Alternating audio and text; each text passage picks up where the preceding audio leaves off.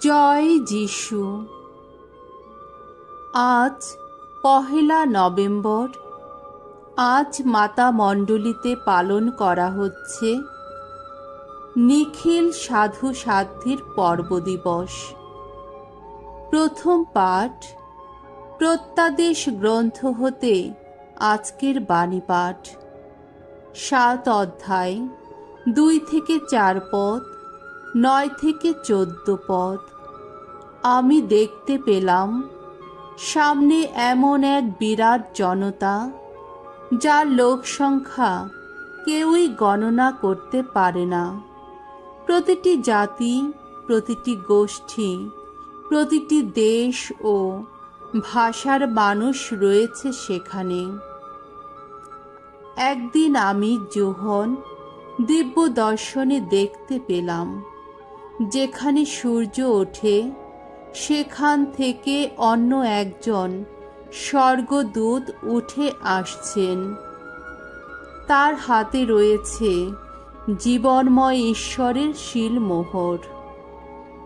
যে ৪ জন স্বর্গদূতের হাতে পৃথিবী ও সমুদ্রকে আঘাত করার ক্ষমতা দেওয়া ছিল, তাদের লক্ষ্য করে তিনি উদাত্ত কণ্ঠে চিৎকার করে বললেন, যতক্ষণ না আমাদের ঈশ্বরের সেবকদের কপালে আমরা শিলমোহর এঁকে দিই, ততক্ষণ তোমরা পৃথিবী কিংবা সমুদ্র কিংবা গাছপালার ওপর আঘাত হেনো না। শিলমোহরে চিহ্নিত যারা, তারা সংখ্যায় কজন তাও আমি শুনলাম। ১৪৪,০০০। ইসরায়েল জাতির প্রতিটি গোষ্ঠী থেকে ১২,০০০ করে লোক শিলমোহরে চিহ্নিত হয়েছে। তারপর দেখতে পেলাম সামনে এমন এক বিরাট জনতা, যার লোক সংখ্যা কেউই গণনা করতে পারে না। প্রতিটি জাতি, প্রতিটি গোষ্ঠী, প্রতিটি দেশ ও ভাষার মানুষ রয়েছে সেখানে। শুভ্র দীর্ঘ পোশাক পরে, খেজুর পাতা হাতে নিয়ে তারা সেই সিংহাসনের সামনে এবং মেষ শাবকটির সামনে দাঁড়িয়ে রয়েছে। তারা উদাত্ত কণ্ঠে চিৎকার করে বলে চলেছে, সিংহাসনে যিনি বসে আছেন, আমাদের ঈশ্বর যিনি, তারই হাতে, এবং মেষ শাবক যিনি, তারই হাতে আমাদের পরিত্রাণ।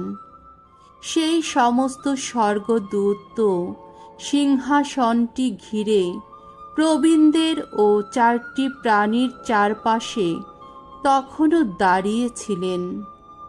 তারা এবার সিংহাসনের সামনে উপুর হয়ে লুটিয়ে পড়ে ঈশ্বরকে প্রণাম জানালেন।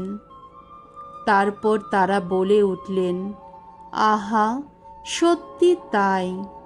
আমাদের ঈশ্বরের উদ্দেশ্যে চিরদিন চিরকাল ধ্বনিত হোক শ্রুতিগান, মহিমা, প্রজ্ঞা ও কৃতজ্ঞতা, সম্মান, শক্তি ও ক্ষমতার গান। আহা, তাই হোক। সেখানে উপস্থিত প্রবীণদের একজন তখন আমাকে লক্ষ্য করে প্রশ্ন করে বসলেন, বলতো, কে এরা? কোথা থেকেই বা এলো এইসব শুভ্র দীর্ঘ পোশাক পরা মানুষ? আমি উত্তর দিলাম, মান্যবর, সে তো আপনিই জানেন। তখন তিনি আমাকে বললেন, শুনো, এরা তারাই যারা পার হয়ে এসেছে মহানিপীড়ন। এরা মেষ শাবকের রক্তে নিজেদের পোশাক ধুয়ে নিয়ে শুচি শুভ্র করে তুলেছে। প্রভুর বাণী। ঈশ্বরকে ধন্যবাদ। শাম সঙ্গীত ২৪ অধ্যায় ১ থেকে ৬ পদ। ধো, ওগো প্রভু, তোমার শ্রীমুখের দর্শন পিয়াসী যারা, ধন্য তারা ধন্য। পৃথিবী ও তার যত সম্পদ ভগবানেরই অধিকারে, জগৎ ও জগতের যত অধিবাসী তারই। জগৎকে তিনি নিজেই তো সমুদ্রের ওপর বসিয়ে রেখেছেন, শক্ত করে বসিয়েছেন জলরাশির বুকে। কে উঠবে ভগবানের পর্বত শিখরে, কে গিয়ে দাঁড়াবে তার পুণ্য ধামে? সেই তো পবিত্র যার হাত, নির্মল যার অন্তর, কখনো অলিকতার যে নেয় না শরণ, নেয় না কোনো দিনও ছলনার শপথ, সেই তো পাবে ভগবানের আশীর্বাদ। ত্রাণেশ্বর তাকেই তো যোগ্য মানুষ বলে গণ্য করবেন। এমনই মানুষ তারা যারা ঈশ্বর অন্বেষী, ওগো জাকবের ঈশ্বর, যারা তোমার শ্রীমুখের দর্শন পিয়াসী। দ্বিতীয় পাঠ, সাধু যোহনের প্রথম ধর্মপত্র হতে আজকের বাণী পাঠ। 3 অধ্যায়, 1 থেকে 3 পদ। আমরা একদিন ঈশ্বরকে দেখতে পাব তার প্রকৃত রূপে। প্রিয়জনেরা, ভেবে দেখো তো, পরম পিতা কি অগাধ প্রেমেই না আমাদের ভালোবেসেছেন, যার জন্যে আমরা ঈশ্বর সন্তান বলে অভিহিত। আর আমরা তো সত্যি তাই।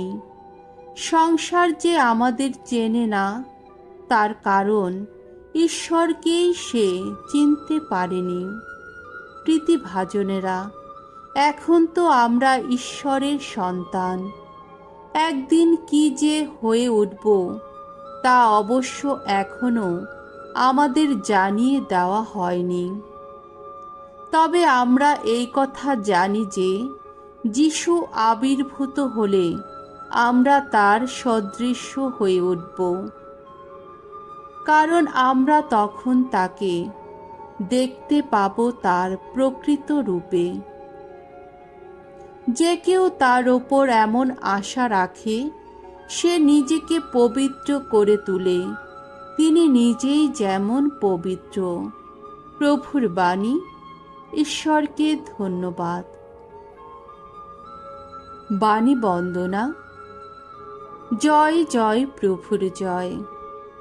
তোমরা শ্রান্ত যারা, বোঝার ভারে ক্লান্ত যারা, তোমরা সকলেই আমার কাছে এসো, আমি তোমাদের আরাম দেব। জয় জয় প্রভুর জয়। মঙ্গল সমাচার। মথি রচিত মঙ্গল সমাচার, 5 অধ্যায়, 1 থেকে 12 পদ। আনন্দ করো তোমরা, কারণ স্বর্গলোকে তোমাদের জন্যে সঞ্চিত হয়ে আছে এক মহা পুরস্কার। একদিন লোকের ভিড় দেখে যিশু কাছের পাহাড়টায় গিয়ে উঠলেন। তিনি সেখানে বসলেন। তখন শিষ্যেরা তার কাছে এগিয়ে এলেন এবং তিনি তাদের উপদেশ দিতে শুরু করলেন। তিনি এই কথা বললেন, অন্তরে যারা দীন, ধন্য তারা, স্বর্গরাজ্য তাদেরই। দুঃখে সুখে কাতর যারা, ধন্য তারা, তারাই পাবে সান্ত্বনা। কোমল প্রাণ, বিনম্র যারা, ধন্য তারা, প্রতিশ্রুত দেশ একদিন হবে তাদেরই আপন দেশ।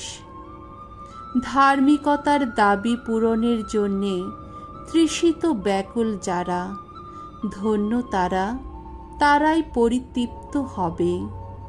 দয়ালু যারা, ধন্য তারা, তাদেরই দয়া করা হবে। নির্মল যাদের অন্তর, ধন্য তারা, তারাই ঈশ্বরকে দেখতে পাবে। শান্তি স্থাপন করে যারা, ধন্য তারা, তারাই ঈশ্বরের সন্তান বলে পরিচিত হবে।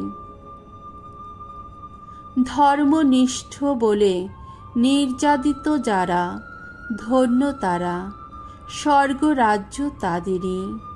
আর ধন্য তোমরা, আমার জন্যে লোকে যখন তোমাদের অপমান করে, নির্যাতন করে, যখন তোমাদের নামে তারা নানা মিথ্যা অপবাদ রটায়, তখন আনন্দ করো, উল্লাস করো তোমরা, কারণ স্বর্গলোকে তোমাদের জন্যে সঞ্চিত হয়ে আছে এক মহা পুরস্কার।